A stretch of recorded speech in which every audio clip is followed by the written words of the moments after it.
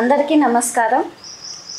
ప్రస్తుతం తెలంగాణ గవర్నమెంట్లో ఆర్టీసీ బస్సులలో మహిళలకి ఫ్రీ ఆధార్ కార్డు చూపిస్తే బస్సు ఫ్రీ అవుతుంది.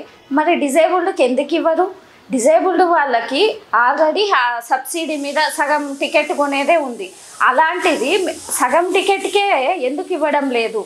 దీని మీద రాష్ట్ర రవాణా శాఖ మంత్రికి డిమాండ్ చేస్తున్నాం.